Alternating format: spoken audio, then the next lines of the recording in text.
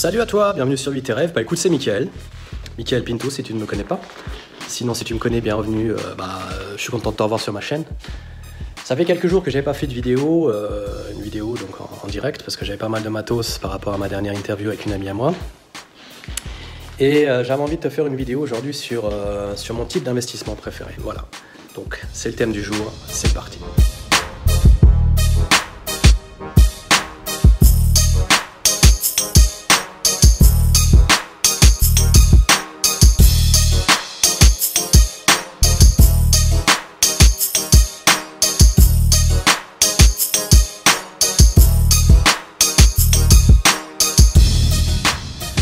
Alors, quel est mon type d'investissement préféré? Écoute, je ne vais pas te le dire dès le départ, c'est sûr. J'aimerais avant tout te donner deux conseils. Et si tu aimerais savoir le type d'investissement préféré qui me convient jusqu'à maintenant, je te demanderai d'attendre jusqu'à la fin de cette vidéo. Voilà, reste à l'écoute, écoute ce que j'ai à te dire.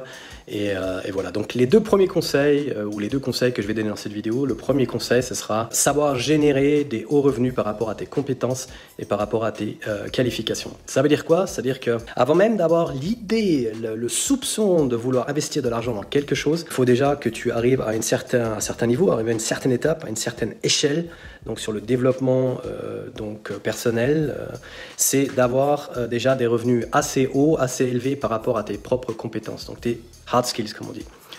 En anglais, on appelle ça high income skills. Je ne sais pas si tu as déjà entendu l'expression high income skills. Ça veut dire tout simplement avoir des revenus, des hauts revenus par rapport à ses compétences personnelles, donc ses compétences et ses qualifications. Et moi, en ce qui me concerne, voilà, ça fait déjà depuis 2010-2011 que je suis apte à peu près à faire 10 000 euros par mois par rapport à mon expertise. Donc, je livre une expertise et par rapport à cette expertise, on me paye donc en moyenne 10 000 euros. Donc, à l'époque, maintenant, j'en suis à plus d'une vingtaine de milliers d'euros par mois. Alors que je ne travaille pas à plein temps, je travaille, je ne vais pas rentrer dans les détails, mais entre 25 et 30 heures par semaine, parce que j'ai énormément de choses à faire à côté, je développe mon business comme tu le sais, et ça me permet de générer en moyenne 20 000. Donc ça c'est pour moi déjà la première étape à atteindre. Si tu as atteint cette étape-là, tu peux penser à la deuxième étape. Si tu ne l'as pas fait, concentre-toi sur la première étape. Si tu ne l'as pas fait, c'est assez simple. Si tu ne l'as pas fait jusqu'à maintenant, c'est que tu n'as pas les compétences donc nécessaires pour pouvoir le faire. Tu vas me dire, ouais, mais non, mais qu'est-ce que tu me racontes, Mickaël? Moi, je suis dans le conseil de marketing, au marketing consultant, comme on dit, et mes compétences, je les ai. J'ai pas besoin de faire quoi que ce soit. Écoute, si tu étais capable, avec tes compétences, comme tu le prétends, de faire donc ce que tu aimerais faire, tu l'aurais déjà fait. Et si tu ne l'as pas fait, c'est que tu as des lacunes dans certains domaines, et qu'il faut que tu transformes ces lacunes tout simplement en compétences. Et ces compétences-là, ces skills, ils sont vraiment nécessaires, donc ces qualifications, ces compétences sont nécessaires pour te permettre, toi, justement, d'atteindre ce chiffre d'affaires que tu t'es fixé. Atteindre les 8 000 à 10 000 euros par mois. Si tu es apte déjà à arriver à 8 à 10 000 euros par mois, félicitations déjà premièrement, parce que tu fais partie, donc si tu es à 10 000 tu fais partie à peu près des 6% des gens qui gagnent le mieux, en fait, tout simplement. C'est-à-dire que 6% de la population gagne minimum 10 000 euros par mois, donc tu es arrivé à cette échelle-là, donc ce qui est pas mal. Tu devrais être fier de toi. Si tu ne l'es pas encore, ce n'est pas une raison de baisser les bras, bien au contraire, mais c'est que tu as certaines lacunes, il faut que tu focalises sur ces lacunes-là, trouve tes lacunes, tes défauts, c'est de voir où tu as vraiment des lacunes, où tu dois vraiment te concentrer. Ça peut être des lacunes dans le niveau de la vente, ça peut être des lacunes dans le niveau du marketing, ça peut être des lacunes dans le niveau de la gestion d'entreprise ou de personnel, ça peut être des lacunes dans pas mal de domaines. Essaye de les fixer, de les localiser, de les identifier et de travailler là-dessus. Donc apprends pour pouvoir augmenter ton chiffre d'affaires. Donc arriver à cette étape numéro 1, qui est l'étape d'avoir des hauts revenus par rapport à tes qualifications. Et cette haute qualification, bien évidemment, ça te permet de faire des hauts revenus. Et plus tes qualifications sont hautes, plus tu feras de la thune. Et c'est ce que je fais moi depuis maintenant plus de 10 ans. Je l'ai fait pendant des années pour la société où j'étais co-gérant. Et je le fais depuis le début de cette année, donc pour moi, parce que j'ai des changements sur le niveau privé. Je suis papa depuis 2 ans et demi, bientôt 3 ans en mars de l'année prochaine. Et j'ai focalisé, donc je restais focus sur ma vie privée, sur mon fils et puis ma femme. Voilà, leur offrir plus de temps, plus de présence. C'est pour ça que j'ai tout retransformé et tout recommencer de zéro, tout simplement. Si tu es apte, donc comme je te disais, à avoir des revenus un peu plus élevés de 8 à 10 000 euros par mois, parfait, tu atteins la première étape, concentre-toi sur la deuxième étape. Alors, quelle est cette deuxième étape? C'est le deuxième conseil que je vais te donner. Voilà, tu vois, je bouge un petit peu pour changer un peu de fond. Voilà. Donc, quelle est la deuxième étape que je voulais donner dans cette vidéo? C'est assez simple. La deuxième étape repose sur la construction ou le développement d'un business donc évolutif ou un business à scalabilité. Alors la scalabilité, c'est un mot compliqué. Scalability, c'est quelque chose qui est capable d'évoluer donc exponentiellement. Si aujourd'hui tu fais par exemple, je sais pas moi, 150 000, 200 000 euros de chiffre d'affaires par an, génial.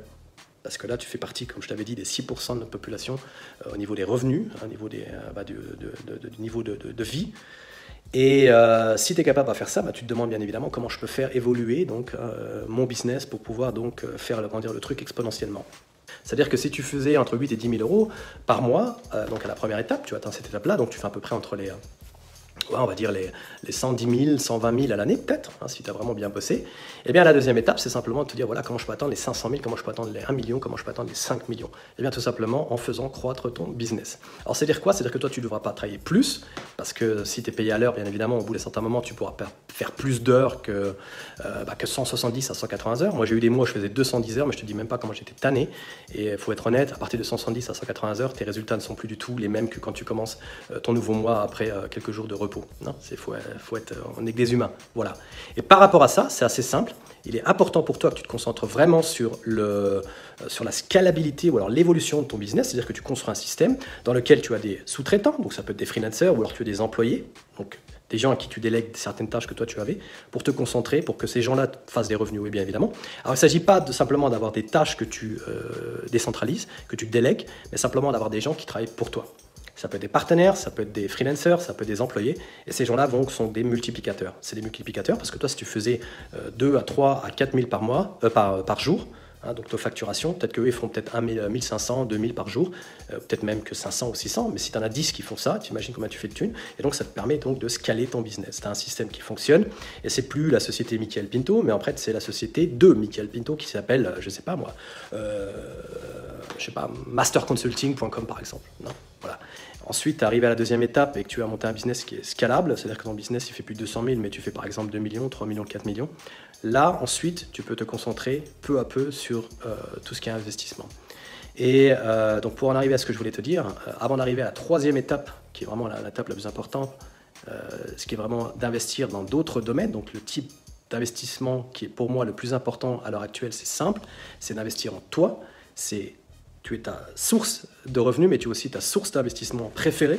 Il faut que tu le deviennes, il faut que tu le sois. Avant même de vouloir investir dans des fonds, dans des monnaies cryptées comme le Bitcoin, je ne sais pas comment ça se dit, c'est les monnaies cryptées.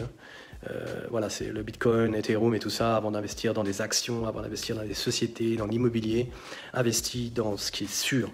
Et s'il y a bien une chose qui est très sûre, c'est ce que tu gères toi-même, ce que tu as entre tes mains à 100%. Et si tu investis dans des actions, si tu investis dans des monnaies cryptées, si tu investis dans des actions, dans des sociétés, dans l'immobilier, tu n'as pas le truc à 100% entre les mains. Il y a toujours une partie tiers, donc une tierce personne, une société tiers qui te permet ou qui t'empêche de pouvoir avoir le contrôle à 100% là-dessus. C'est pour ça que je te dis que le plus important, c'est d'investir en toi en premier. Que tu sois sur la première étape ou la deuxième étape, n'hésite surtout pas à investir en toi en premier. C'est pour ça que ma réponse par rapport à ça, quel est mon type d'investissement préféré? C'est assez simple. Écoute, mon type d'investissement préféré, c'est moi et ma personne. Me, myself and I. Comme tu sais, j'adore les hip-hop, donc me, myself and I. Donc c'est-à-dire c'est moi, moi-même et je. Et je suis pas égoïste, je suis pas égocentrique, non. Avant même de vouloir investir dans des trucs que tu contrôles pas à 100%, investir en toi-même. Et alors la troisième étape qui est importante, c'est que dès que tu as un business qui commence à arriver donc à 750 000 plus, tu arrives au premier million, là tu peux commencer à te poser la question dans quoi je pourrais investir. Bien évidemment, comme je t'ai dit, mon investissement préféré, et je te le dis, je te le répète, c'est d'investir en moi-même. Je n'investis dans rien d'autre depuis quelques mois déjà qu'en moi-même. J'aurais pu investir dans les sociétés, il y a des gens qui m'ont contacté, j'aurais pu réinvestir dans des business, dans du crypto-Währung, non ça c'est en allemand, les monnaies cryptées, voilà c'est comme ça que ça s'appelle, donc le Bitcoin c'est tout ça. J'aurais pu investir dans des ETF comme on dit, mais non, mais je ne l'ai pas fait. Pourquoi? Parce que j'investis qu'en moi. Chaque centime que j'ai de côté, je le réinvestis en moi. Donc le coaching, laisse-toi coacher, laisse-toi peut-être avoir un mentor si tu as la thune, bien évidemment pour être suivi 24 heures sur 24, c'est l'essentiel. N'hésite pas à investir dans des formations si tu n'as pas vraiment encore l'argent. Donc tu essaies d'atteindre la première étape. Peut-être que tu n'as pas l'argent pour un coach, mais tu peux au moins suivre des formations. Lis des bouquins, instruis-toi, fais augmenter tes skills, tes capacités, tes compétences. Et ensuite, tu construis un système. Et ensuite, tu peux penser à investir dans quoi que ce soit. Mais vraiment, de plus gros types d'investissement. Par quoi? Parce que si ton système te rapporte 1,5 ou 2 millions, tu vas vite te rendre compte que ton argent, il va falloir le mettre quelque part de façon à ce que ton argent fasse de l'argent. Donc pour te rappeler, donc, vite fait, Au départ, c'est toi qui fais l'argent, hein, l'étape numéro 1. C'est toi qui es le fournisseur de rentrée d'argent. La deuxième étape, c'est ton système qui te fait rentrer de l'argent, donc tes employés, tes partenaires, ton système en soi, hein, donc ta société ou tes business, hein, ton ou tes business. Et l'étape numéro 3, c'est ton argent, donc tes rentrées, ton net, qui lui, quant à lui, fait de l'argent. Donc c'est de l'argent qui fait de l'argent, tout simplement. Voilà. C'était le thème du jour, j'espère que ça t'a plu. Si ça t'a plu, donne-moi donc un pouce vers le haut. Si ça t'a pas plu, donne-moi un pouce vers le bas. Mais alors explique-moi pourquoi. Moi c'est catégorique, je te dis franchement, si tu es capable de mettre un pouce vers le bas, ça te plaît pas, bah dis-moi pourquoi. C'est pas parce que je vais m'entretenir avec toi puis te demander qu'est-ce que tu as comme problème, mais tout simplement te demander qu'est-ce que je pourrais faire de mieux, parce que je suis quelqu'un qui sait très bien que je fais beaucoup d'erreurs. Je suis quelqu'un d'humain, hein, je ne suis pas parfait. Mais je travaille pour devenir meilleur, et donc tes retours me sont très importants, tes feedbacks me sont très importants, donc n'hésite pas à me donner ton feedback. Je te souhaite une bonne fin de journée, un bon week-end. Aujourd'hui c'est dimanche comme tu le sais, mais il n'y a pas de jour férié pour les vrais entrepreneurs. On travaille quand on en a envie, mais on travaille quand il le faut. Voilà. Allez, c'était Mickaël Pinto de Vie tes rêves. Ciao.